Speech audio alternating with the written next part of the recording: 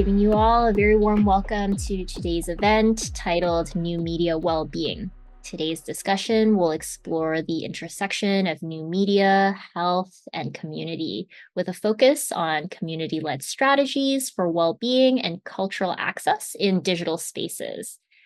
Our panelists will critically examine digital harm reduction and cultural revitalization, highlighting new media approaches to fostering community health and culture.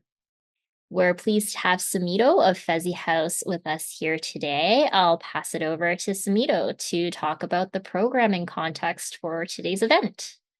Over to you.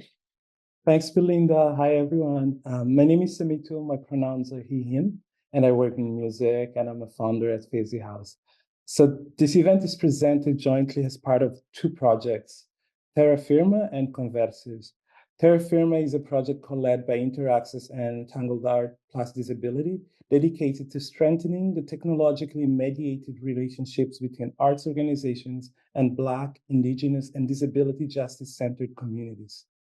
It seeks to support, amplify, and learn from the stated community's technocultural knowledge stewardship, accessibility, and harm reduction models. It aims to apply such learnings by prototyping and implementing organizational tools in close consultation and collaboration with the stated communities, distributing resources and sharing knowledge through artistic, cultural, and technological ecosystems on Turtle Island and beyond. Conversas, who's missing in this room, is a project by FEZIHAUS, supported by the Canada Council for the Arts Strategic Innovation Fund. This series of conversations aims to address pressing issues in the arts sector throughout 2024. Given current challenges, including scrutiny on DEI investments, understanding equity within the context of decolonization is crucial. However, defining equity beyond compliance measures remains a big challenge. To address this, Conversas, who's missing in this room, delves deeper, unpacking the multifaceted nature of equity across artistic practices and organizational structures, fostering a more inclusive and equitable Canadian arts sector. Back to you, Belinda. Thank you, Sumito. Before I begin, I'd like to acknowledge that the land on which InterAccess operates has been the site of human activity for 15,000 years. Toronto is in the Dish with One Spoon territory. The Dish with One Spoon is a treaty between the Anishinaabe, Mississaugas, and Haudenosaunee that bound them to share the territory and protect the land. Subsequent Indigenous nations and peoples, Europeans, and all newcomers have been invited into this treaty in the spirit of peace, friendship, and respect. We acknowledge this treaty, but we are also critical about the ways in which it continues to be breached by settlers and newcomers. In this state of affairs, we commit to the work of renewed Indigenous sovereignty. The meeting place of Toronto is still home to many Indigenous people from across Turtle Island, and we are both grateful and responsible for the ways we meet together, learn, and engage in creative practices here. We also acknowledge all displaced communities who are not settlers and those whose ancestors and community members were forcibly displaced and made to work on these lands. We acknowledge the Black communities that have been and continue to be central to community building, anti-racism, and anti-colonialism here and beyond. InterAccess continues striving to provide support and advocacy for individuals and communities who actively face the most entrenched systemic barriers across historical, cultural, socioeconomic, and political realms.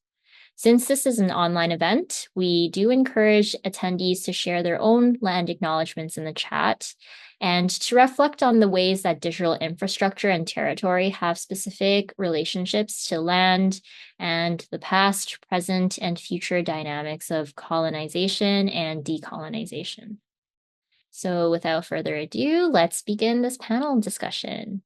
So I'm super pleased to have these wonderful artists with me today. I'm wondering if each of you can briefly introduce your work and how it relates to the intersection of new media, community well-being, and cultural access. What brought you to this intersection and what drives your current projects? So I'm going to pass this question off or are there any takers, first of all? Anyone really wanting to go first? If not, I'm going to pick on Anélia. Nice. Hello, everyone. My name is Anélia. I go by they, them, and I'm located here in Toronto. My art practice evolves around, I'm a mixed media textile artist, so I focus a lot on the connection between our bodies, our memories, and as well as um, nature itself and how our connections go towards together. Um, on my last recent project, I was doing body sculptures and documenting herbal Caribbean stories from various queer Caribbean people in Toronto, Halifax, and all over Canada, and basically trying to understand on how our connection to our ancestry and how nature has always brought us back, even though we have been located in various parts outside of where our family has been coming from. And so, learning about how a lot of folks have been relying on technology to find stories about who they are, about the plants that have more connections towards them when there might be people in their own lives, in their own families, or in their communities that are no longer with us to ask those questions. And seeing how important archiving has been for especially these types of stories, and how we nurture these stories. Since a lot of, for our cultures and Caribbean people, it's oral stories is how we pass along things. And so when no one is there to hear those oral stories or someone passed on to another life, how do we continue to keep those stories here in our present world for others to know? And so it was important for me in this project to archive those specific stories people were allowing me to be a part of, and as well as kind of providing it to those in the community and having those interactions and seeing how those stories can evolve and the archiving process can be evolved. Thank you so much for that introduction and for your work as well. I'm now going to pass it over to Sapphire because I know you two have been having conversations and riffing off each other's work. Thank you. My name is Sapphire. As Belinda mentioned, my pronouns are also they, them. I guess an image description as well. So I am a brown skin person, trans non-binary person. I'm wearing brown glasses. I have short textured hair, a white wall, and I'm sitting next to a very bright window. So if you're seeing like a glow, it's a window. So yes, my work is based in the virtual world, but it's very much connected and rooted with the desire to stay rooted in the natural world. So similarly to Anélia's work, it is about archiving and holding close some of these stories that go along with these very alive food traditions that we have, herbs and plants that are familiar to not just our culture, but the way that we take care of each other through generations. So this virtual garden, I guess, very vulgarizing the concept is taking 3D scans of plants and herbs as they're beginning to grow and putting them into an online or virtual world. So web-based is very important to me because there aren't a lot of people that I know in my communities. And again, when I say my communities, I mean Caribbean across generations. So intergenerational access is a big thing for me. And all you would need to access this garden is internet and a computer or a personal device. And to be able to enter into this world and take in knowledge, stories, and also visually see what do these plants look like. A large barrier that I had that inspired me or drove me into this project was the fact that I had all these ideas and a really big passion for gardening and being with plants and in nature, and finding that I actually couldn't go to them, like accessing these spaces was a barrier for me. So I was thinking, what are some ways to bring that to myself and then to my community, and how to house not just the stories, but like the practical how to tend and care to these alive things, including ourselves, in a different way. So that's my work. Thank you. Thank you so much for that. I'm now going to pass it on to Amanda, who also goes by Lynx. So if you see me flipping between those names, that's why. And I want to have Amanda introduce themselves next because Amanda has a similar project called Digital Constellations, which also relates to kind of knowledge keeping and revitalization in the digital space. So please go ahead. Hi, everybody. Again, my name is Amanda. I also go by Lynx. And I tend to introduce myself in the language first. So I'll begin that way. Goe medawolodio, Delawisi, Aboksiginoa, Wagamat Cook, Wedabexit, Leowi, Montreal, Wiki Guelph, Ontario. To spirit, my name is my spirit name is the one who leaves footprints. And I just explained in the language that my home community is Wagmut Cook First Nation, which is part of Cape Breton Island. And I was born in Montreal, Quebec, and I'm currently living in Guelph, which the place name is Adawandoro, which is part of Treaty 3 territory. And I position myself that way as part of an identity-based practice of language reclamation.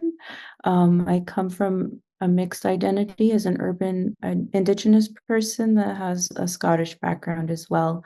So visually, I have dyed blonde hair, but medium skin tone and dark features. And I'm in my living room right now, sitting at a computer chair with some plants and cozy items behind myself. So the question was about digital constellations and the projects that I work on. I currently practice as a cultural facilitator and interdisciplinary visual artist that spans across a few disciplines. But recent projects that I've been working on include a digital community building and new media project as part of the organization that I work for, and alongside my colleague on the panel, Mel Compton. It was a curation of youth cultural creators who placed work into a virtual reality platform called Styly, which is open source. And in that project, we provided a 5-week capacity building and professional development curriculum using an e-learning module. And in there, we looked at things like project management, proposal writing, business skills, how to navigate grants and institutions as an Indigenous person engaging in traditional practices that have a timeline into the present, although is commonly seen in museums and antiquity. So a lot of conversations followed the concept of repatriation, looking at Creative Commons and using free tools to elevate their own cultural creation or artworks or business goals, learning how to photograph and document products and projects for online stores and art portfolios, as well as helpful tips on income tax and budgeting. And this was a cumulative project that originated from concluded programs that we had done on regalia skill making that we delivered virtually during the pandemic for relief, but also to provide access to youth who are identifying within a two-spirit identity. I didn't provide my pronouns in the beginning of my introduction, but I go by they, them, or the Onu or Mi'kmaq term Negom, which is a gender-neutral personal pronoun that kind of precedes the colonial terminologies. But in the Regalia Skills Making program, we looked at gender fluid and anti-colonial frameworks of ceremony and tradition, renaming and creating a safer space to navigate that is outside of the traditional spaces that youth have reported back saying that they are seeking more inclusive spaces and needing access in that way. There were one-on-one mentorship provided, recorded videos, peer-to-peer sharing, and flexible learning, including slides and just kind of chilling out in a cultural context.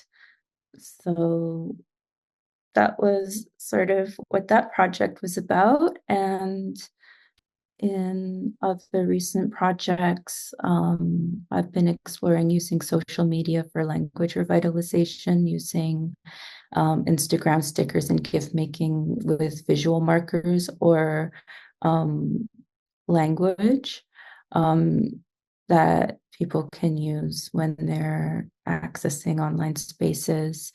And then upcoming that I haven't quite started on yet is a project called Manufactured Ecosystems, which is put on by the Guelph Arts Council and the University of Guelph. And that's an international project exploring the potential for nature-based knowledge, techno-knowledge, and imagined knowledge to forecast the future of climate adaptation. So there's a partnership between artists and people that are in different environmental studies fields and sciences to explore how these types of adaptations can assist in climate change and ecosystems that are thriving. And I don't really know what that will become yet, but I'm looking forward to beginning that. I'll pass it on to whomever wants to go next. It's just Mel left. But thank you so much, Amanda. There's a lot there that I'm hoping to dive into much more because there's lots of overlap. But I'd love Mel to introduce herself because I know you've been working really closely with Lynx as well to make these projects happen at Indigenous Youth Roots, but also not to take away from Lynx's individual projects as well. I should contextualize that, but I know you two have been working closely specifically with IYR, Indigenous Youth Roots. Please go ahead. Yeah. Good afternoon, everyone. So my name is Mel. I am also Ilnu Mi'kmaq from the East Coast, Scottish as well. Was born and raised in Toronto, so I'm definitely an urban person through and through. I guess I'll give a description about myself and then go into some of the projects. So I'm a white presenting femme. I have like dark brown eyes, dark brown hair that like is way past my chest. The left side of my head is shaved. Currently in my kitchen because I got kicked out of some of my original room spaces. So you've got like some tan cupboards behind me with a bed sheet because that's just what it is. My Zoom doesn't want to blur, so you got a bed sheet covering my coffee space behind me that's a little messy. And I'm just coming off of vacation, so I'm still in like vacation mode, so I haven't quite like started like cleaning up Things are everywhere I have not unpacked. Anyways, yeah, so just to echo a little bit of what Lynx talked about is I supported them on the project of the digital constellations as well as the regalia programs that have since closed. We're hoping in future iterations we can continue to grow the programs. And essentially that came out of a community call out to our Two-Spirit and Indigiqueer folks to say, what do you need during the pandemic? And also, what does this look like when cultural spaces that should feel safe for you and should be accessible don't feel safe and accessible due to whatever the reason, and primarily due to how they identify. And so what we had gathered from that community call out was that cultural spaces just aren't safe because they're very binary in the cultural teachings that are discussed and the way that they are presented. Obviously, too, through the pandemic, we know everything sort of had to jump online. So we were really sitting with not only our team and our departments, but with cultural leaders and folks that we trust and really do know that they uplift everybody and who they are. I don't want to say safe, but safer folks, because obviously we can indirectly cause harm. So safer people that we knew that had really good intentions and had a really good heart around the work that we were trying to do and accomplish.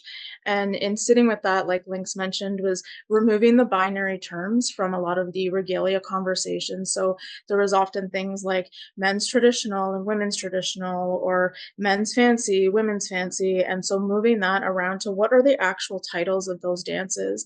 And primarily it was hunter traditional, life giver traditional, and just, dropping the gender terminology attached to that, but also looking at what does ceremony access mean for folks, especially during, a global pandemic, but also what does this look like after, and how can we create that space and enhance those spaces so that they are safer for folks to attend. We can talk more about that after. And then with digital constellations, I am by no means a digital artist.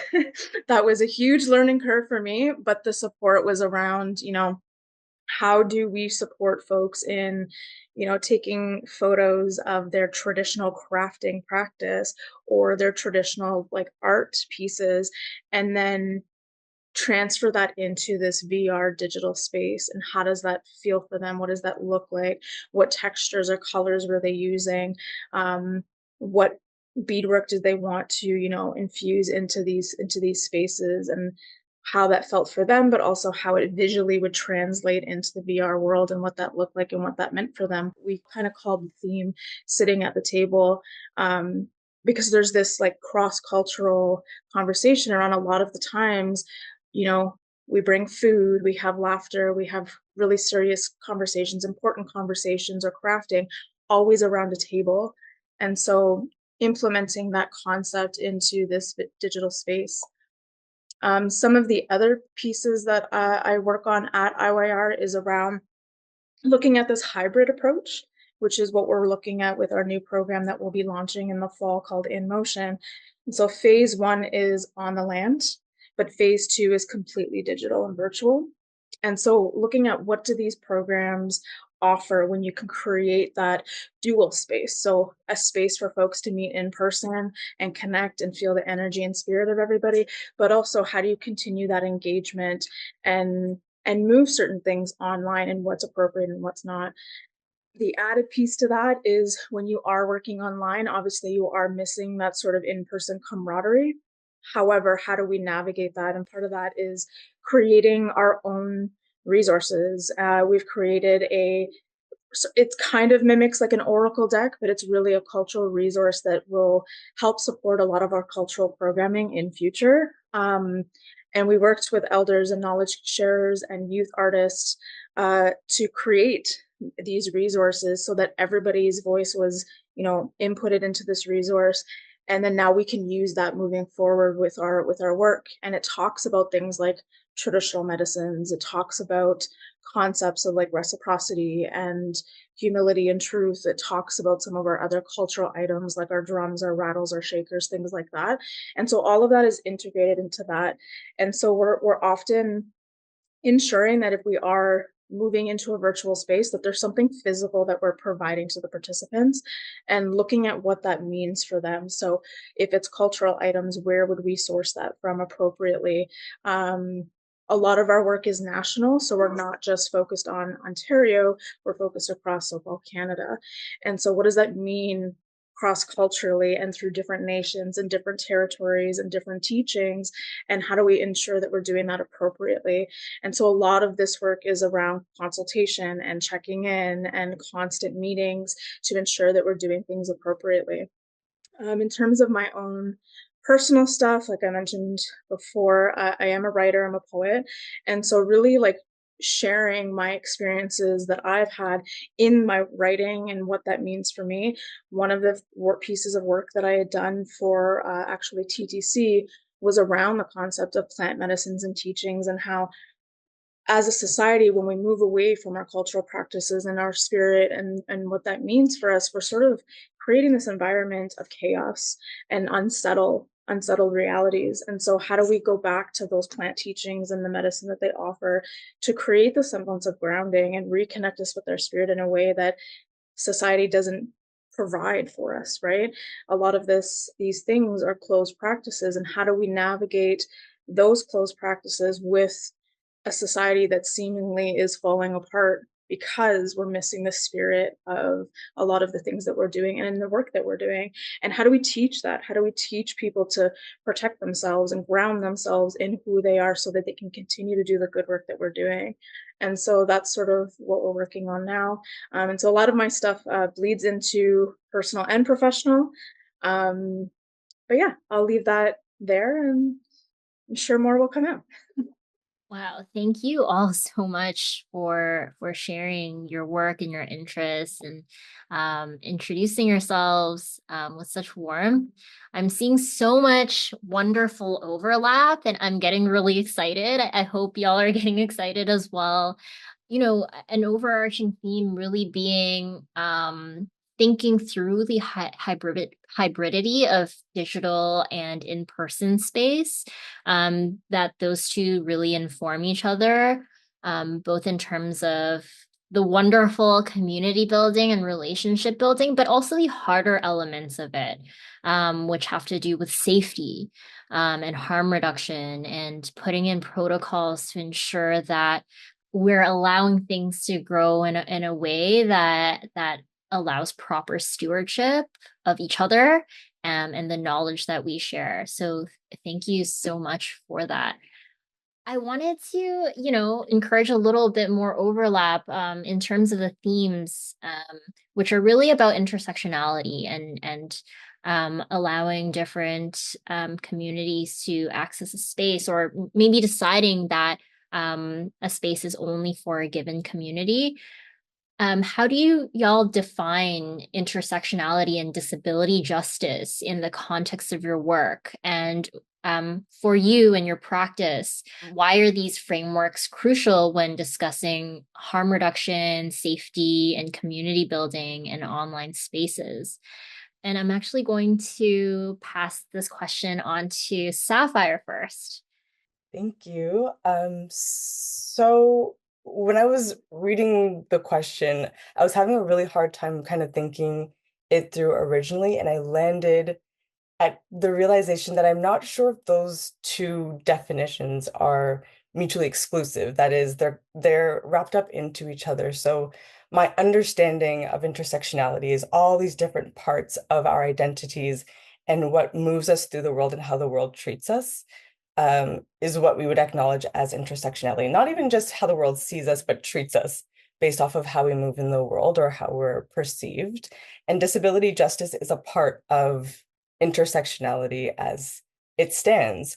But when we center disability justice, it means that we all get access. Everyone gets access. And I think it's Patty Byrne. Yeah, Patty Byrne. That said, when no body and no mind is left behind, which I really love that idea. So I think definition-wise, when we're thinking through how we're creating these beautiful experiences for our respective communities, either that we belong to or we want to include in our projects, but also the futures that we're creating, or the expectations of a kind of future that we want for ourselves.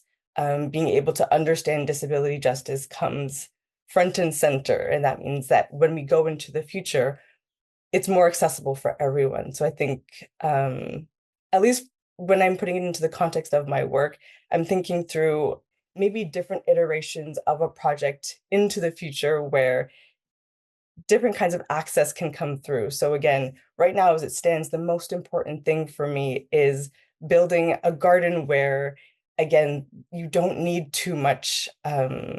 I guess technology is it's such a broad word, right? Technology could be plants. Access to plants is a type of technology. Growing them is a type of technology, but also what sort of hardware would you need in order to get closer to this goal of spending time with plants and spending time with nature, and what could that look like, and trying to get creative with how few barriers can we create and how many barriers can we take away in order for that to be a reality for more people. So yeah, that's my answer there. Thank you for that. Yeah, I love this bringing together of disability justice and intersectionality, because those are so core to each other. And it's not really until we bring intersectionality into the equation that we can really start thinking deeply about disability justice. Thank you. So I'm going to pass it over to Anélia now to possibly build off Sapphire's answer or give your own answer as well. Yeah, I feel like a lot of times in my practice, especially that like I'm dealing with community, I'm dealing with people, I'm getting to know them. Like it's not very much a solo practice. I do have to come like where everyone is met, like where they are. So even like before discussing anything or working on anything, it's also I have to be mindful of like what am I bringing into this space? Like how can I deconstruct certain things that like I can make sure that like that other person feels safe into what they are going to be sharing with me. And then when I am in these spaces with someone else that is like virtually very new, you know, we all have our guards up. We all have different things to keep us like safe. And it's basically understanding that like, okay, I need to create the space for this person to feel able to share, as well as like having less things that are obstructive to them for them to be able to share their like own knowledge or their own experiences. And if it's like, yeah, like if it could mean anything very simple to like me going to them or um, putting that extra effort into something that I have the ability to do. So a lot of times it's in my practice, it's just kind of like getting to know the person first, which is kind of a really big thing in like disability justice. It's like you got to know the person who they are, and everyone is so different. And sometimes with art, it could be very cold. It could be very like there is no understanding of humanity in a sense. There's no like personal connection. And to have that like be the forefront of like my practice itself does bring like a sort of safety into the space that like both of us come into for sure. Thank you. Yeah, I'm really feeling that aspect of getting to know people first, building that into the project.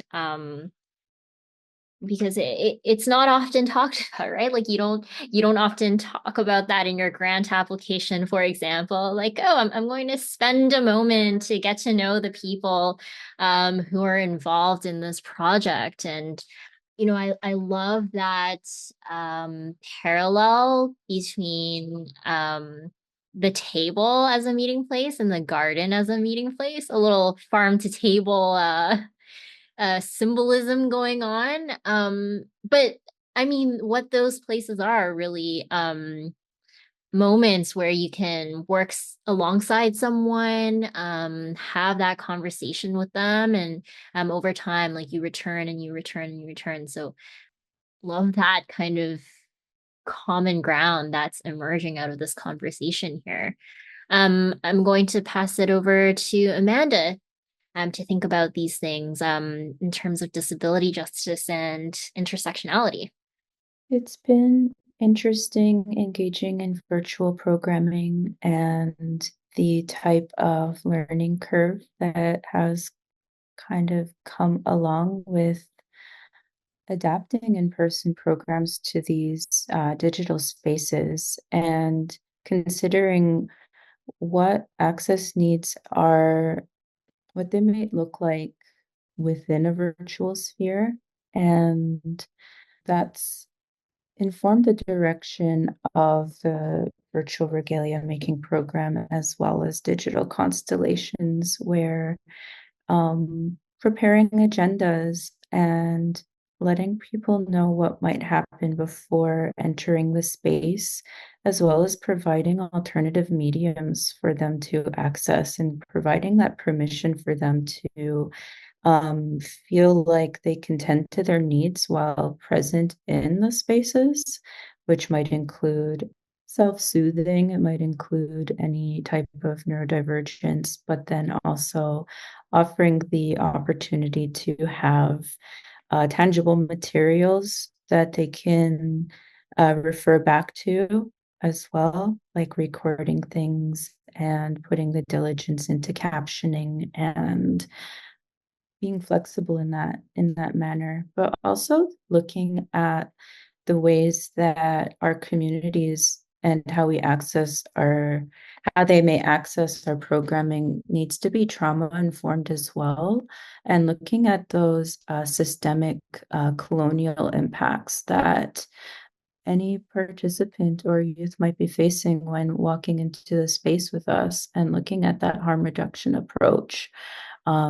So whether that's being from a remote or fly-in community that might have reduced access to technology, what does that look like as a nonprofit, and how can we mend that gap?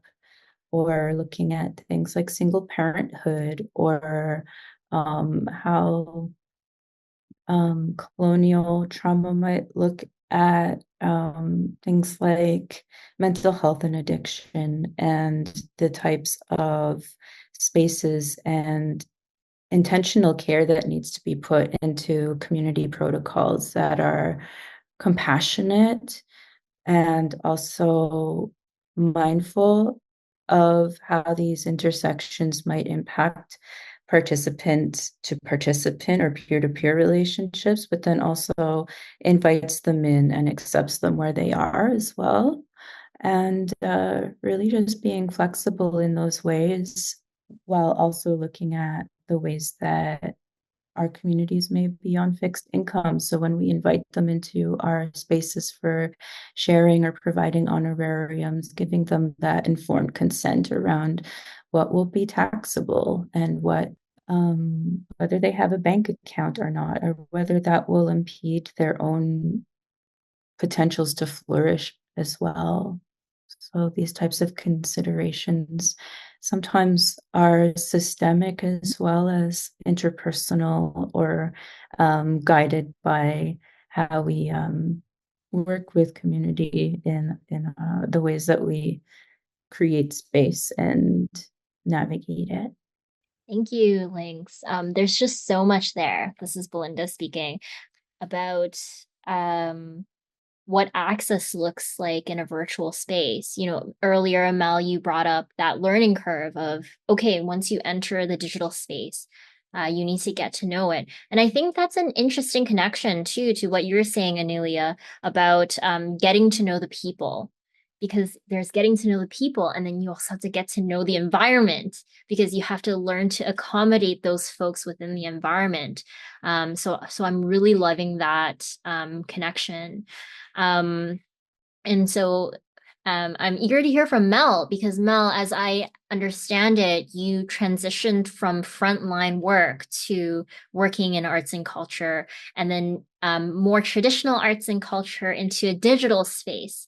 And so, yeah, really interested to hear your thoughts on disability justice and intersectionality as that kind of environment and platform changes.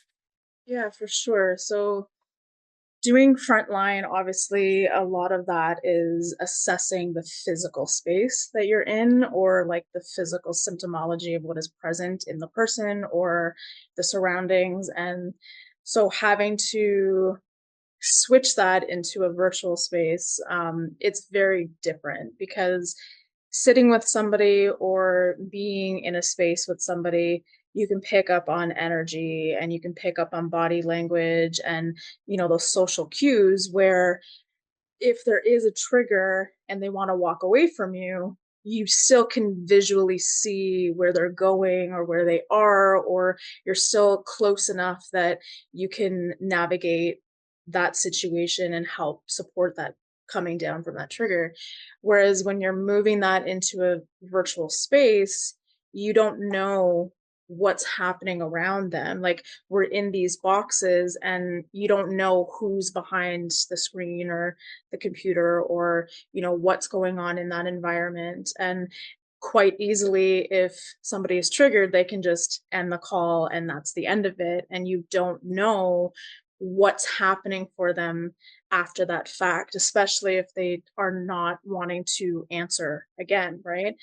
And so really having to do those constant check-ins and flipping from crisis intervention, and I also did like anti-human trafficking work, so flipping from very extreme frontline into programming and like direct programming, although very different, there's still similarities in terms of like safety assessments and risk assessments and what that might look like.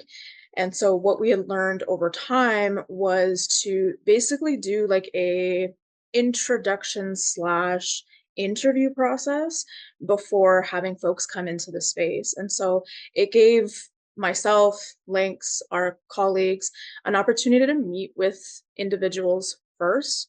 So they knew who we were, they knew what we looked like, they knew how we, spoke.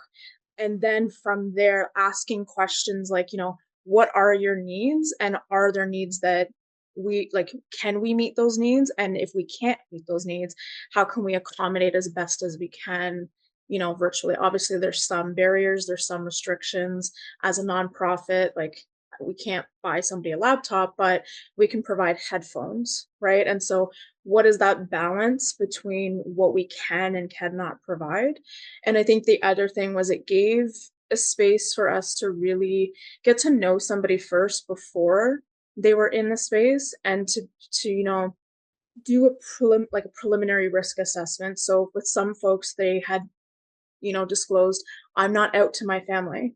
So it was like, okay, we had that in the back of our mind to be like, okay, if they have headphones, or making sure they had headphones so that we can speak openly in the space, but to know that like that information wasn't being like heard in the larger environment that they were in. We would ask questions like, do you feel safer being off camera, so that people don't know that you're listening to something that's going on in the background? Or can you go somewhere while this workshop is taking place? Or like, where can you go, who can you be around? Like those, like basically those questions, right?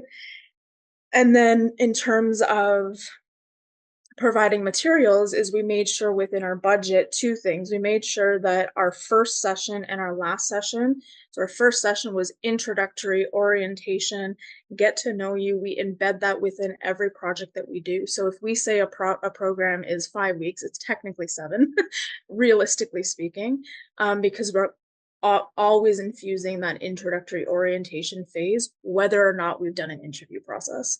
And then our ending is like our closing celebration, but it's also like that evaluation circle that, tell us what we need to do better. Did we meet your needs? If not, do you have recommendations? Things like that, but also providing a space for them just to hang out. Often we find with our programs is you go to this program and then there's nothing else after. There's no continuity of care. So when you're blending that conversation of harm reduction or frontline into programming, where's that continuity, right? We talk about that wraparound approach, that community care, but often our programs are like one-ofs, or there's a closure that is very abrupt and there's no like what I like to call stepping stone program or parallel program for folks to continue to engage, especially folks who have like social anxiety or who just don't feel comfortable reaching out to their peers to be like, hey, I would like to chat, or, you know, like, how do we help support those pieces? And then the second piece is always making sure within our budgets that we can purchase or obtain medicines, program materials, something as simple as fidget materials for them to engage in while they're in the program, and et cetera. Like a lot of the time we do our assessment first and then we'll order. But making sure that we have that in the budget and mailing, postage, budget within the program at all times. It just helps folks when they get something physical, tactile. We're very tactile people, and so making sure that those things are embedded into the programs that we're offering and that we're running. The other thing is just making sure that there's access to us. So obviously, like in what I'm in now, we're not a crisis or frontline service, but making sure that we're like, hey, during these time periods, you can reach out to us, or you can reach out to us through email, or here's a staff member, or if I'm off, here's this person you can reach out to. And we have an ongoing national resource list for folks that we can be like, hey, here's this organization or this person you can reach out to, or here's this elder that you can communicate with to support you with things that are going on. The other thing that we aim to make sure is that if there is something that has come up in this space, and Lynx and I can both speak to this, is we've stayed on the call for hours after, just making sure that those folks feel safe, that they feel okay, that they're able to have some type of closure to the conversation that was brought up. One of the things that I've been thinking about as everybody was talking was really around the physical access to spaces. Prior to, you know, everything jumping virtually, a lot of Indigenous spaces, and I'm sure other folks can attest to this as well, is we're often thrown in like basements or in very old buildings that don't necessarily have a lot of physical access. I myself am still recovering from a pretty severe spinal and thigh injury, and even when there is like a quote unquote elevator, it's almost just like a shipping elevator and it's quite claustrophobic. Or you like come up this elevator and you're in a closet. Like it's very, very much the afterthought. And I know this isn't something that can be easily fixed right now, but I think as a society, we need to talk about these things more, and like why we're constantly being thrown in these buildings or these types of spaces that don't have proper infrastructure for folks who do have physical disabilities to access, because that prevents a lot of folks from attending as well. And even, yeah, okay, yeah, there might be an elevator, but that doesn't help somebody who has severe confinement issues or has like claustrophobia, or, you know, just cannot be in those spaces. And I think when we have these conversations around disability at a lot of like government tables or social service tables, they just automatically go to, okay, maybe it's somebody in a wheelchair, or maybe it's somebody who has crutches. But they don't often connect the hidden disabilities that are attached with the physical things, or they automatically look at somebody and they're like, oh, well, you look physically okay. Like, what's your issue? And so when we're talking about physical access, that's why, like, for myself, I like the hybrid approach in terms of doing parts online and parts virtual, but I also like the idea of continuing these services virtually so that there is that access. Especially like Lynx brought up a very good point that we run into a lot of the times. Internet is not always accessible for our communities. And so what that looks like for us is partnering with local community centers or friendship centers, or even as far as community members and elders and the elderly, and maybe adults, maybe siblings, aunties, uncles, like whatever that may look like for the folks in the community, but for those youth to be able to go to their homes or those spaces to access internet if that's something that they don't have access to. the other thing that we struggle with sometimes is in reserve communities, sometimes there's local power outages. And so during times where we might be offering programming and that's a set time for us, that youth's community has no power. And so for us, it's not necessarily about mandating somebody participate in the program at that point in time. Like Lynx mentioned, is we like to provide as much access as we can. And so as long as we're having a conversation with that person and we're aware of what's happening, we've done things as like used an online e-learning tool and, recorded our own tutorials and added links, and there's literally videos of me on my cell phone be like, this is my beading space, right? Like, but something that has been a learning curve for us, but is so imperative to the work that we're doing to maintain that access, and learning how to like block out people's names and learning how to add closed captioning after the fact, or even just learning how to edit videos and like things like that, and hiring our youth, like youth that participate in our programs, hiring them to come in and do transcription or teaching them skills attached to that. So not only are they participants, but they're coming in to support us with those projects and we're paying them. And so like Lynx was mentioning tax stuff and bank accounts, that's why we bring that up, is because usually there's an honorarium attached to every program that we offer. And so it's not just about them creating a baseline for skill development or community. It's, hey, we want to give this to you so that you're here and you don't have to worry about food for that day while you're participating in our program. And usually it's a dual honorarium. So it's a food stipend and it's an honorarium for being in the space. And sometimes it's not much, and sometimes it is a bigger amount that we know in the nonprofit that it's just about funding, but making sure that those things are there and present so that those basic needs are met for them so that they can participate and can actually obtain the knowledge that they're receiving in that space. Because we know that people can't pay attention or, retain the things that we're trying to provide to them when their basic needs are not met.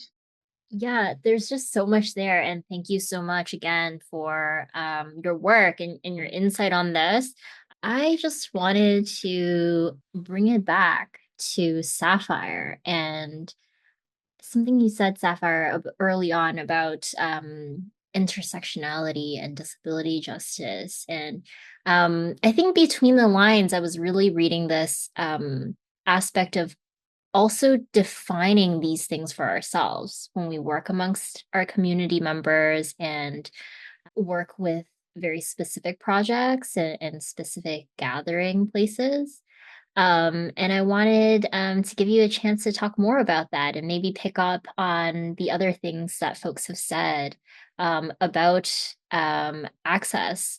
But also, I just wanted to acknowledge all this rich insight that Mel gave us. And I definitely want to dig into those things a little bit more as the conversation continues.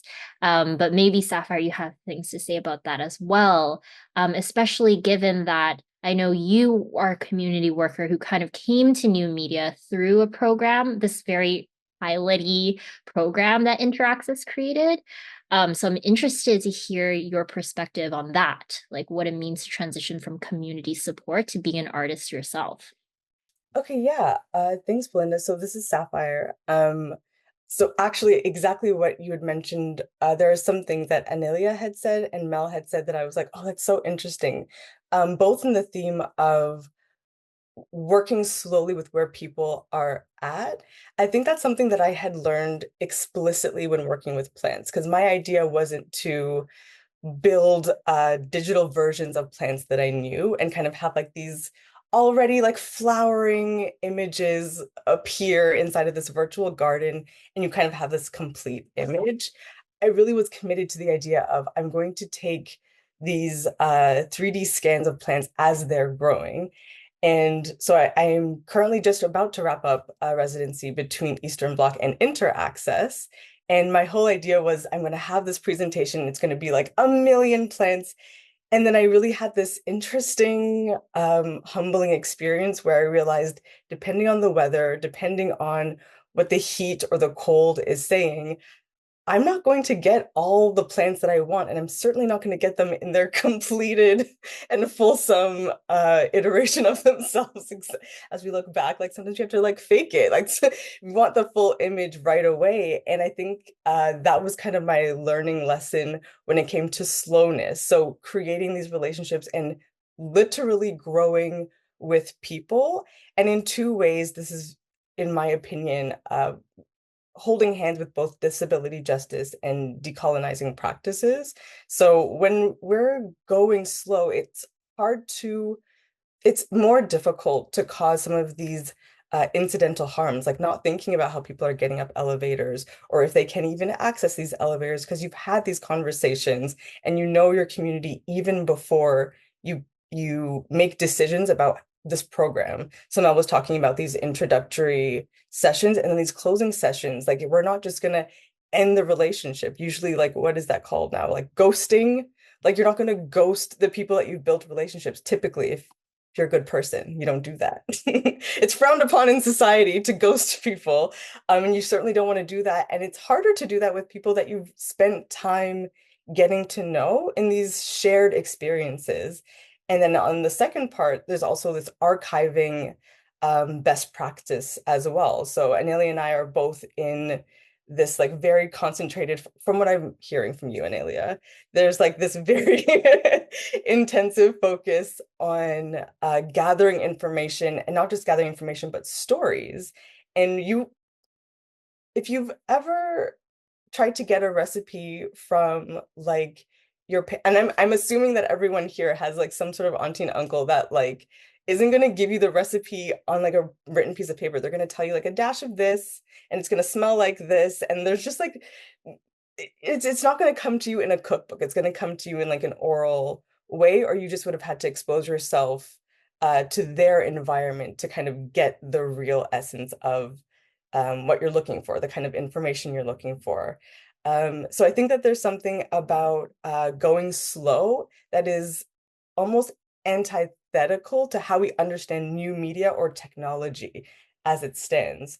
So when I first moved from frontline work, which is very much about not just community building, but if you do community work with integrity, you don't just stop your relationships with people, yet you are entangled in other people's lives, and inevitably they're entangled in your life too. Granted, there are boundaries and things that, everyone has their way of doing community work in the best way possible. But being able to build relationships means you have to go slow. With plants, you have to go slow. With building a world where all of us can be careful with each other means you go slow. And this idea of like media and getting information out there, there's almost like this energetic expectation that it's going to go quickly and we have to like shoot these things out. But with power outages, with weather, with varying degrees of even processing information, we're not computers, we're people. And so there's an interesting element that I think is a beautiful marriage between community building and new media, where with practice, disability justice comes into fruition inside of going slow. And if that's a mandate, you can really produce some. Actually, I don't want to say produce, because we're not products. These are the things, these are the fruits of our labor that we get to archive or hold the stories of. So that's the decolonial part. Like we ourselves are not products. The stories that we hold are not products. They are something to be shared amongst ourselves and with our communities in a way that makes it so they don't get lost in the speed of life. Yeah. Thank you for that. This is Belinda speaking. Yeah, every time I hear this mention of slowness, it really hits me as an arts administrator myself, working in these realms. The difficulty and the intentionality of going slow. I think outside of folks who are pro slowness in this way, there's this idea that people are just chilling. But it's really this very like intentional, thought laborious process, really, of putting ourselves in new environments, doing that kind of resource mapping, resource evaluation, the risk evaluation, and mitigation that you were talking about, Mel. It's this intentionality, and this willingness to pivot as well, that really spoke to me, and what you're saying, and the way that plants teach us that, and the way that people teach us that as well. Speaking of boundaries, like, as much as boundaries are important, it's also important that the folks around us like push our boundaries in healthy ways, and not destructive ways, of course, and give us pause, to say, hey, it's time to work at a different pace. It's time to not go with the flow that you were going with before. And I feel like that really resonates with all the work of the folks here.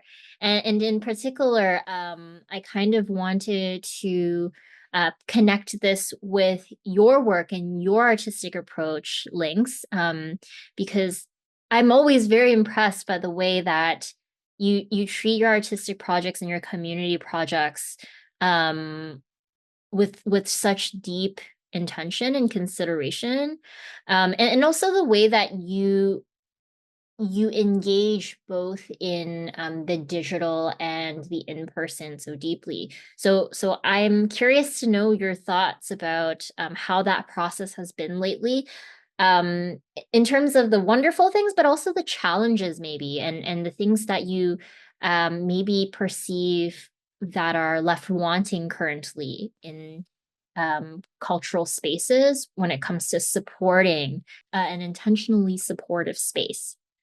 Thank you. Link speaking, and maybe Mel would have more to elaborate on this, but as you were drawing these connections together, I was thinking again about the way that we designed the program that is upcoming that we're working on together called In Motion. And it's a phasic program that has 4 components to it. And we used the growth cycle of a plant as a metaphor for community building, which might be in part inspired by the collaborations we've done with you and InterAccess with rhizomatic pedagogies as well. But looking at these 4 phases as like seed to root, and then flowering, and then reseeding.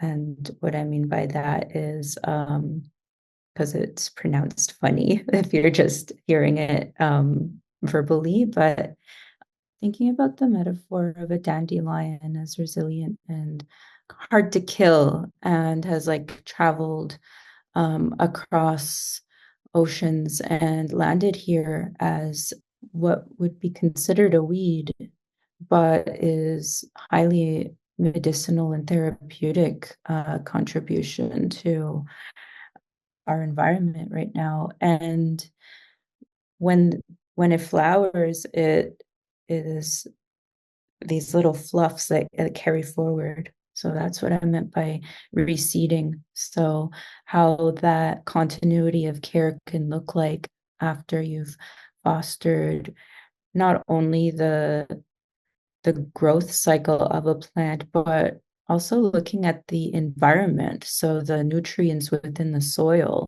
So what exists in that environment already, to look at the metaphor of soil health in terms of interdependence. So not necessarily what capitalist structures look at in terms of being self-sufficient, or being production machines, and being entirely able to manage your own mental health and tend to your family and tend to your staying housed, as well as all of these daily living necessities. And it's an important reminder to know that it's not a natural way of living to be entirely alone. We're always in conversation with the ecosystem and the environment. We're informed by our ancestors who have passed on, our relatives or chosen family, and what that might look like today, and how that is needed to transform through stages of grief as well, and then through that peer-to-peer sharing.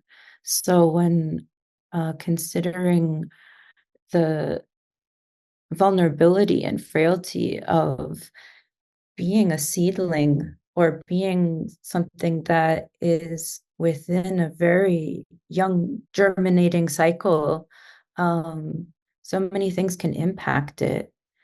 Flash weather, how that can look like as a metaphor for stressors and interruptions to our plans, whether that's injury,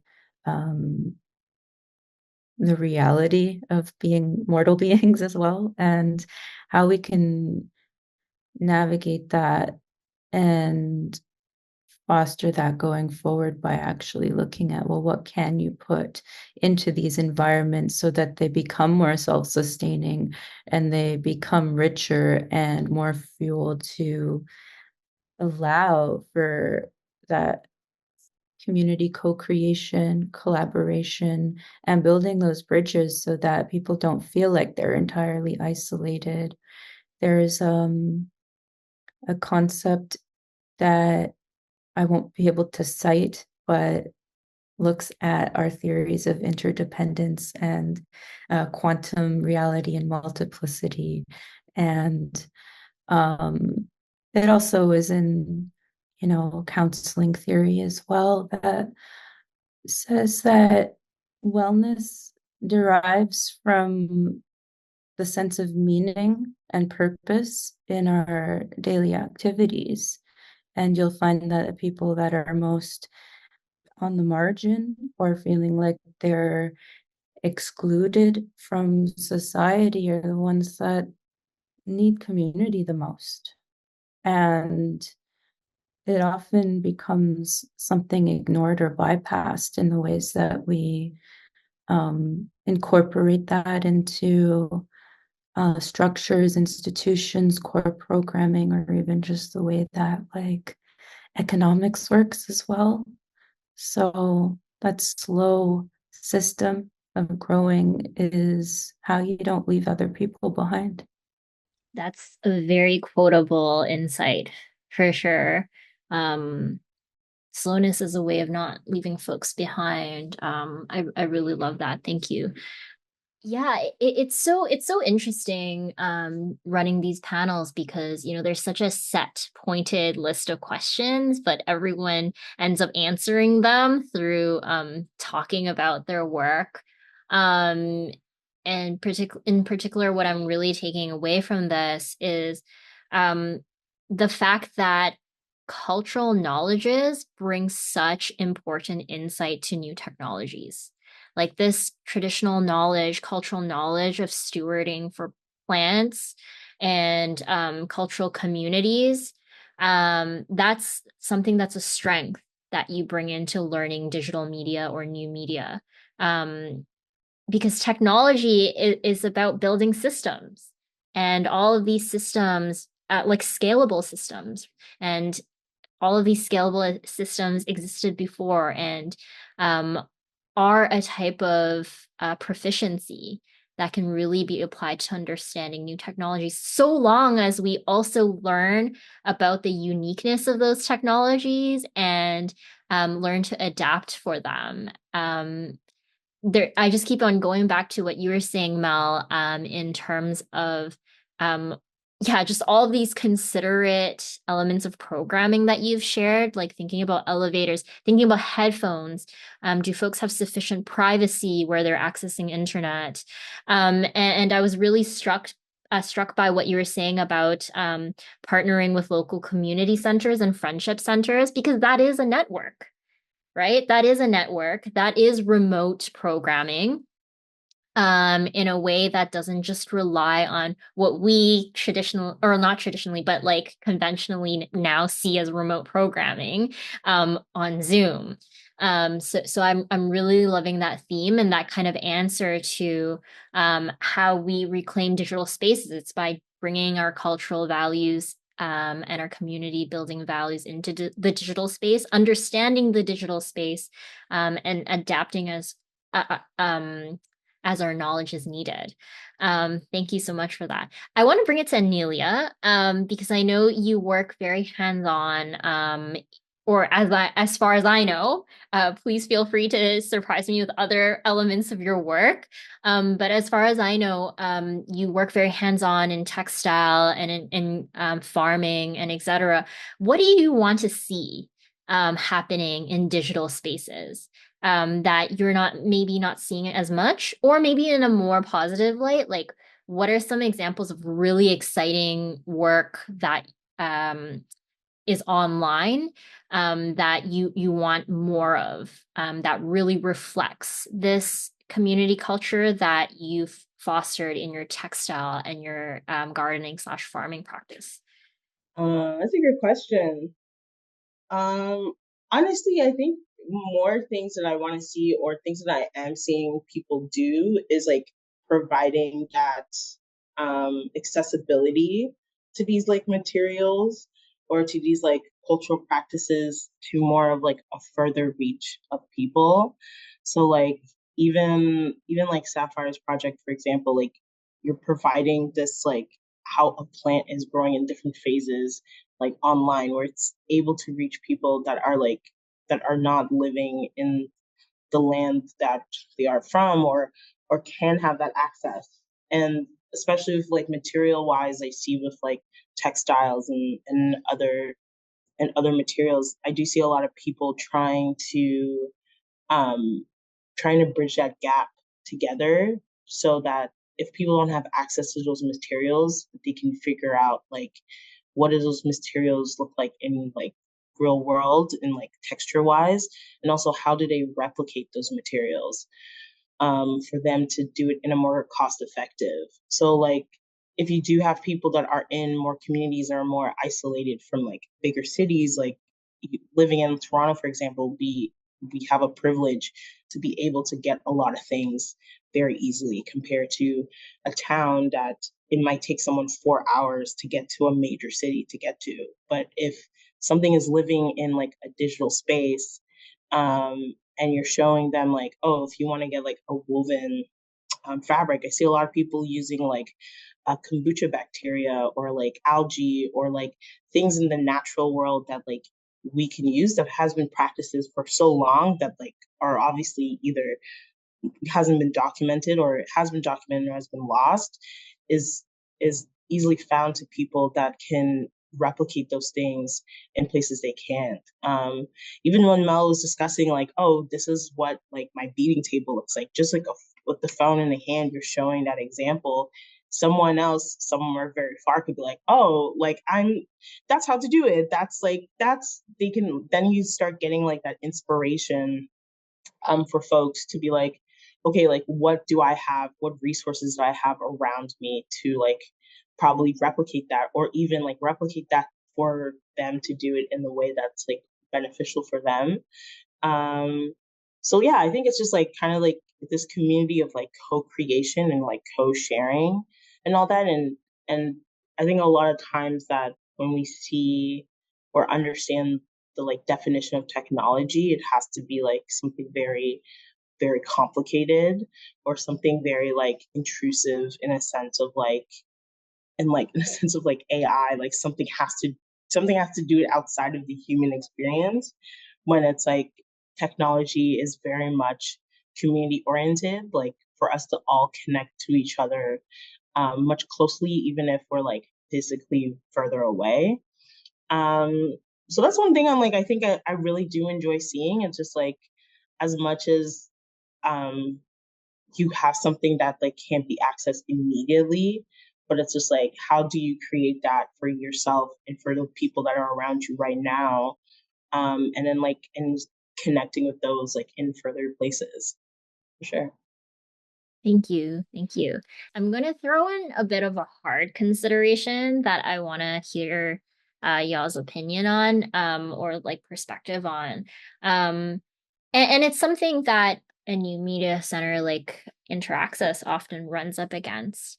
And it's around the question and cost of technology, because think platforms like Zoom, platforms like Meta, they really do give a lot of space and resources and quick access to folks who need it.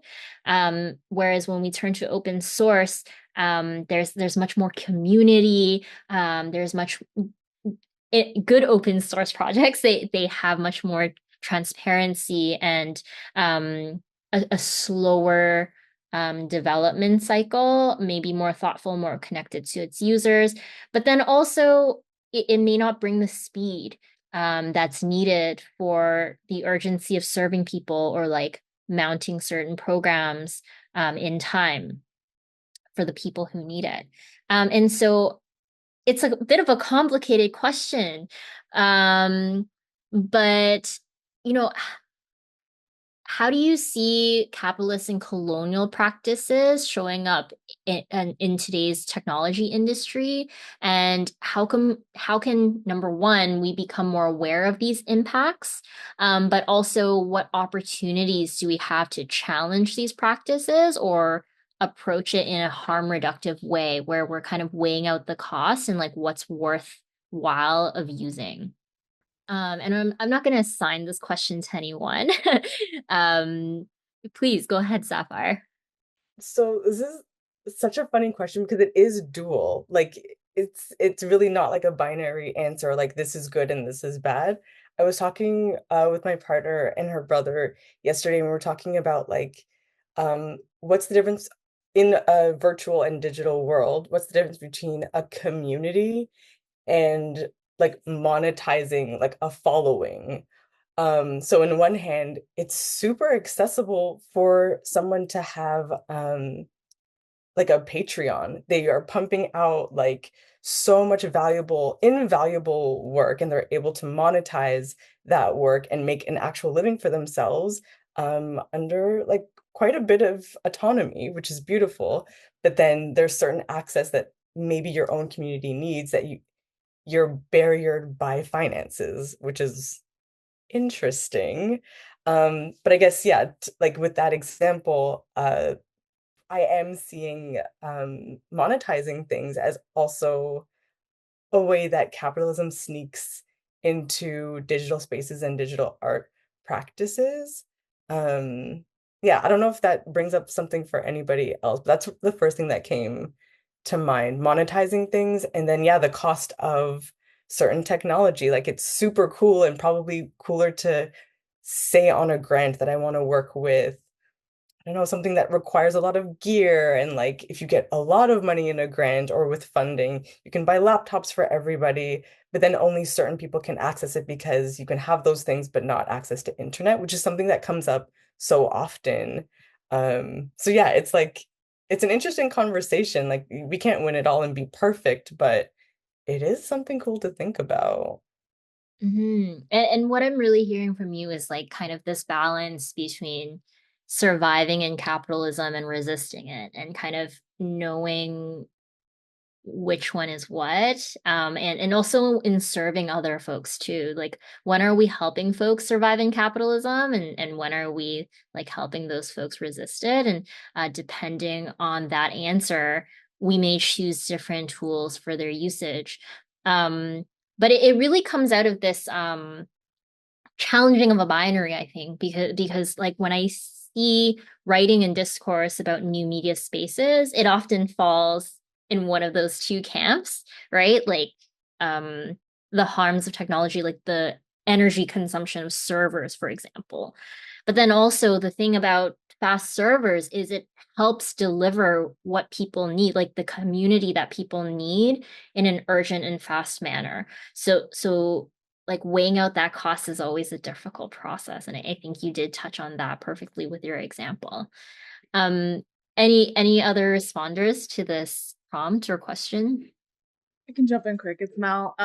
Just to come from like a programming perspective, as the supervisor, I get to come in and be like, we have deadlines and we have stats. And so that's sort of like as much as wanting to take it slow, coming from a nonprofit, the reality is if we don't provide the numbers and, demographics and all of these things, we no longer have funding. And so as much as we want to follow this process, we kind of have to come up with a plan at the beginning of a project and like implement, okay, here's the deadline, but then here's the hard deadline, and then here's we're in like the danger zone. So like we talk about at the beginning, like what's the flexibility with this project, and like here's when we want to have it done, here's the hard deadline, and here's like this is no question, I have to come down with a hammer and be like, we need to do it now. And so it's hard balancing between those things. What I wanted to bring up with access, what we're dealing with right now with some of our programs, especially when we identify there's an honor area, is we're dealing with bots and scammers. And so it creates this huge barrier for our folks to register and access, because we have this like open registration, but then like 80 out of 100 of them are just like either not real people or they're scammers coming in and taking up that space. And so really like we're trying to navigate what this looks like in the digital space, right? Because it prevents our folks from registering or being able to register in the way that is meant to. But then when you enhance those security features, then it limits that access. Or like we brought up, like a lot of folks maybe only have one computer in the home.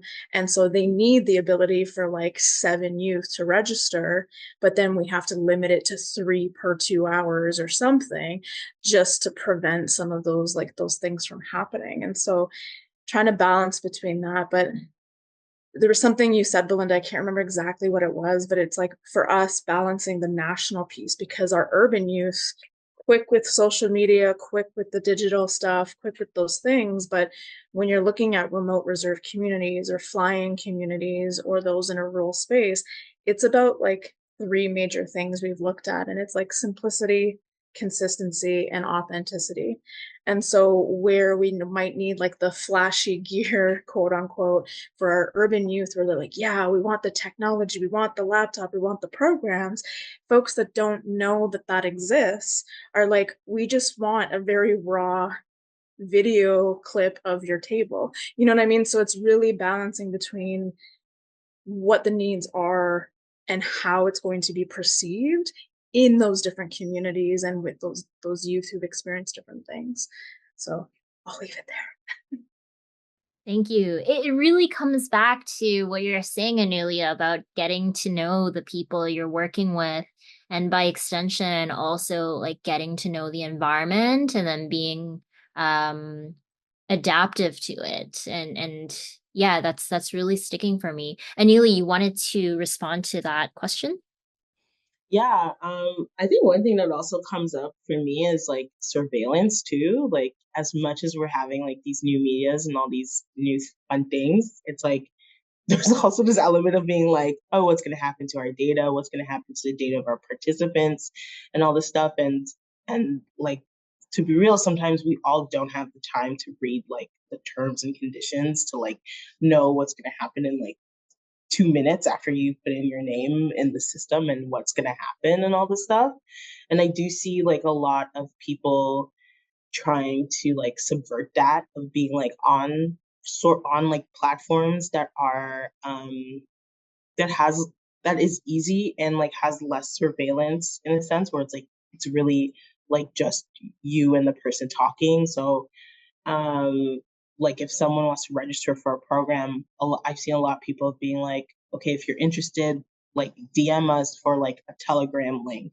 And so like you would have to just download Telegram and you get this link, and it's like this sort of like vetting of making sure that like there is less surveillance of like the not certain like cop like things or people like come into programs and make it unsafe. And even seeing like in an art sense of like people of technology and art. Like I see a lot of people now online, like even trying to do like makeup to make sure that like their faces get scrambled when they do go into places like protest or and all this stuff, because that's a lot of what our communities do. And so they are out in the streets, and some of these new technologies can be more like detrimental for us in the future for our own lives. And seeing like a lot of youth actually like figuring out these different ways and these different tools of just using like traditional things for new technologies a long time ago, like makeup or like a mask and all that stuff, to subvert those technologies. So this has been very interesting to see. Yeah, I thank you for that. Like I love in your answer that you're highlighting the risk of using it, but also like counter strategies. Like you can use the technology, but also implement counter strategies specific to not just like a tool, but specific to an activity, like showing up to a protest. There's risk, but then to mitigate that risk, you can implement a counter strategy that's specific to those risks. And I think that's so true for new media and any kind of software or hardware as well. You really have to understand that tool or environment that you're using or you're going to be in, and then develop a counter strategy. And I think that also really underscores the amount of work it is to bridge digital and in-person space, because in order to do successful new media programming, you also need to be very well aware of the in-person implications and vice versa. And I think what you said really highlights that. And I think what everybody has been saying really has highlighted for me as well as the moderator, the importance of bridging knowledges. Like, it wouldn't, just thinking personally, it wouldn't have been possible for me to understand as much about surveillance or like alternative platforms like Proton Mail or Signal or Telegram if it weren't for Facebook. People sometimes post about these things on Facebook, right? Like they give you a kind of little crack in the door in these more popular platforms to enter into more niche spaces that are specific to safety. And so that's what I've really learned as well in my own experience, that like it's not about boycotting, or sometimes it is, but it's not always about boycotting certain platforms, but rather leaving like a crack in the door so folks can realize the like alternatives that can be out there. And then also like in what you were saying, Mel, and others as well, like this ability to be willing to slow down or speed up or scale up or down as we need it, or let go of certain tools to use other ones as we need it. It's really about this kind of attentiveness to the people we know and we get to know. So thank you all for that. I also want to give a chance for the panelists to ask each other questions. So I'll step back as the panel moderator here. Yes, go ahead, Sapphire. This is Sapphire to Anélia. I have a burning question that I'm hoping we can talk about. So Anélia and I have met in person, IRL, once in Halifax, and something that had come up and I've been dying to get more into conversation about, and now we can record it, is protecting the data that we're collecting and archiving. So for context, my aspect of protecting, or like playing with the idea of protecting, is gamifying my virtual garden so that when you go into it, you kind of have to choose your identity, like how you want the system to read you. And depending on how you identify, the website will lead you to the kind of information you can access from the garden. And this is absolutely inspired by Danielle Brathwaite Shirley, the Black Trans Archives. Changed my life. But anyways, so we'd been talking about that. And so I wanted to bring it back to Anélia. And are there more thoughts? I'm interested to know about like protecting the data that you're collecting, because it is so specific to how you've connected with community. Is the data open to anyone to kind of peek in? Yeah, thoughts that you have. I love this question. When we first was talking about that, like protecting the data you collect from your community, and like, yeah, does everyone have access to that, or is just like, do people in your community has access, or certain people in your community have access?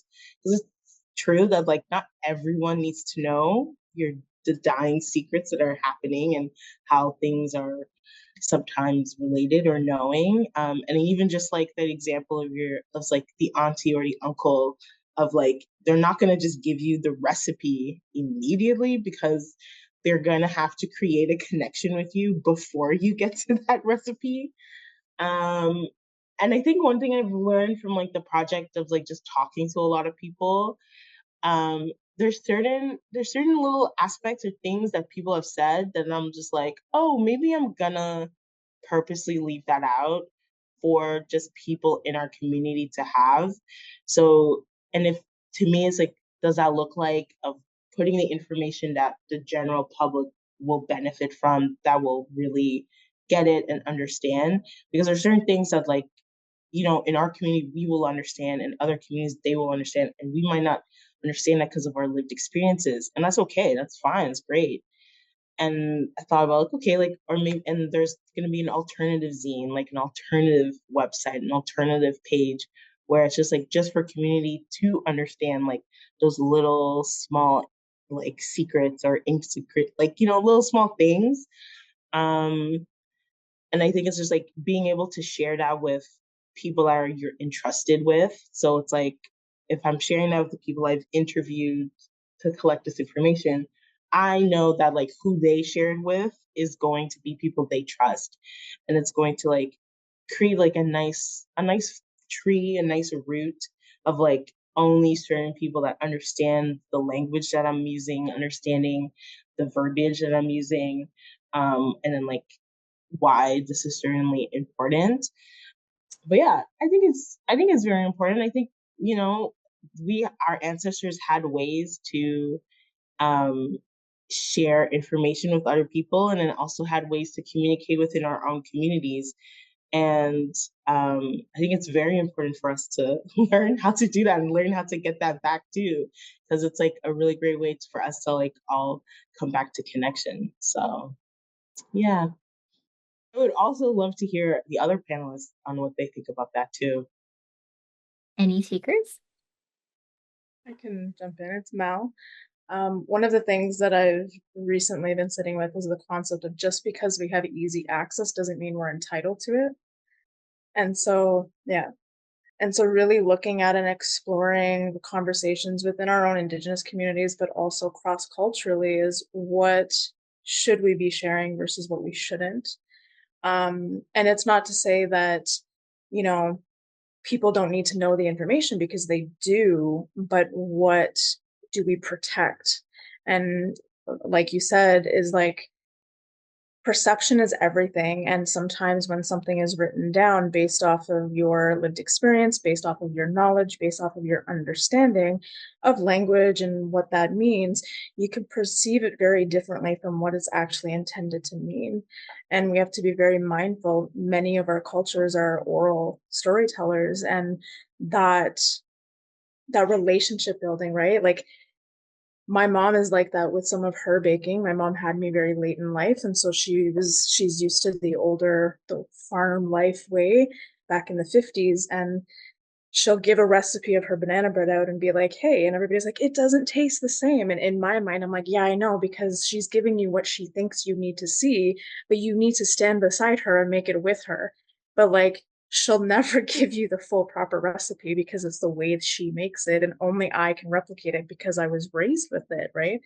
But very similarly, my cousin with my grandmother, she lived with my grandmother, and she's the only one that can like make her broiled dinner, right? And so it's very similar to how folks in our communities either get their name or their spirit colors or things like that. Like, the elder just doesn't give you this. You have to build that relationship and that community network in order to receive those things. And it isn't just about accessing it, that those things given to you are a responsibility. And I think we forget that when we talk about access to this knowledge. Is you may be you may have the right to access this knowledge, but are you ready to carry the responsibility that is attached to that? And in our communities and in our cultures, we recognize that and we know that.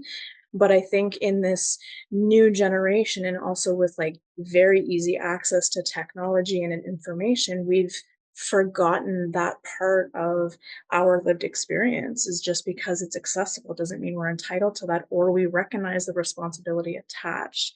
And I think that's where we really need to come back cross-culturally, but even within our own designated communities, is to talk about that in a respectful way, but also to really teach and engage folks in, this is a responsibility, and are you ready for that? Because once you uphold, like once you are given that, like you have to uphold that. And if we see you not upholding that, then we are entitled to come in and set you back on the right path, or remove access to that information or those things because you're not upholding that responsibility. And so I think we just need to be very mindful of like what that looks like. And obviously, like things have grown so quick. We were, global pandemic meant we had to like on the fly move things over virtual, and there's going to be some hiccups and growing pains. But I think we're now at this space where we're recognizing that this easy access is actually causing a detriment in some capacity, not in all ways, but in some capacity, and not everybody's entitled to that. And so really working with young people now to understand the difference between those pieces, like accessibility versus responsibility, but also like, what are those things that we're not putting online because of perception, right? And misunderstanding and miscommunication. And so just really sitting with those pieces. Yeah. Lynx, go ahead. There's so many, Lynx speaking. There's so many exciting things that you've all shared, and my brain is just wants to talk about all of them. But one thing that comes to mind is Basil Johnston writes about the cultural process of storytelling, and how a good story has multiple levels of understanding. And when it's retold in our oral traditions, you may change your vantage point from being aligned with the hero or the antagonist, depending on what you might be carrying with you in this phase of your life and your journey. But there will be levels of understanding within the story. There will be humor, there will be a challenge, there'll be struggle, there'll be a risk, there'll be resolution. And I've been looking at some of the cultural principles lately that I'm trying to see in myself in my personal development, whether I'm actually walking in line with our own, like, I guess in Christ they call it 10 Commandments, but there are these ways in which we govern ourselves to be kinder people to one another. And there's a teaching on this idea of non-interference, and what that means for someone who's a helper, and what that means for someone who has closed knowledge systems as well, to say that everybody has this self-determination, and the challenges that they're faced with often is something that is an opportunity for them to learn and try things out. So the type of stewardship that you would offer would be non-judgment in these moments, or to not insert yourself into the experiences of others. And I find this a very challenging principle, but it's also very valuable as well when you're thinking about how to preserve or conserve knowledges. I think about language and what was shared with, everyone in the group actually, around that one-on-one or that relationship building, but knowing that in our verb-based languages or Indigenous languages, you have non-direct translations, it's always in relationality to something else.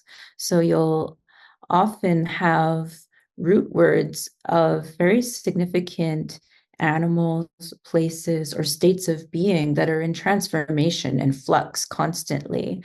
And if you're looking at it on an app or in a dictionary, you'll just be like, table.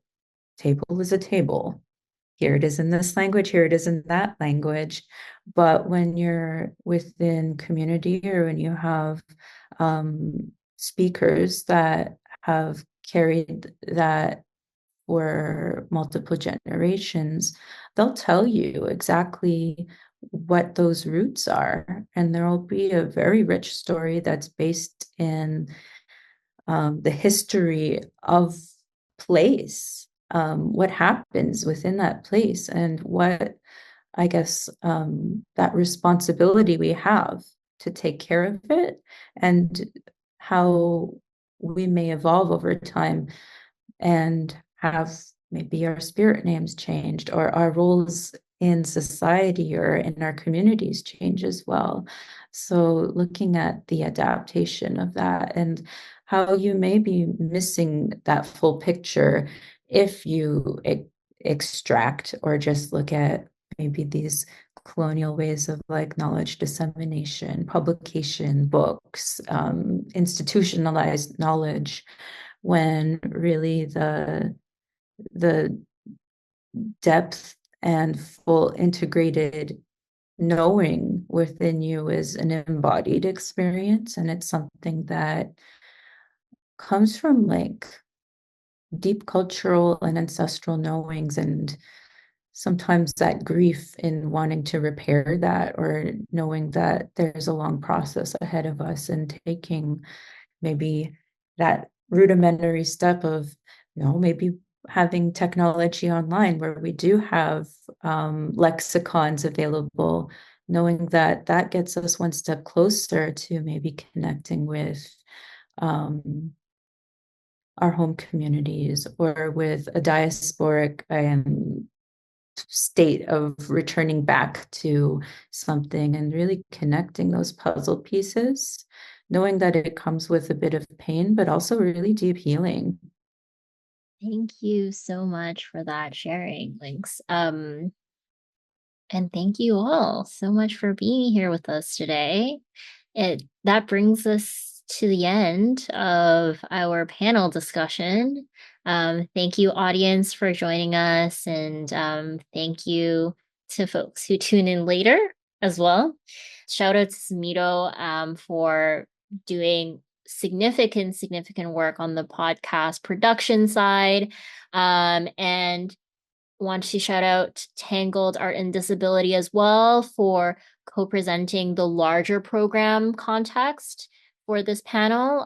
Terra Firma, Tangled has been an important consultant to us and to many folks across the arts, bridging important practical but also theoretical insights on how to improve accessibility throughout arts and culture, and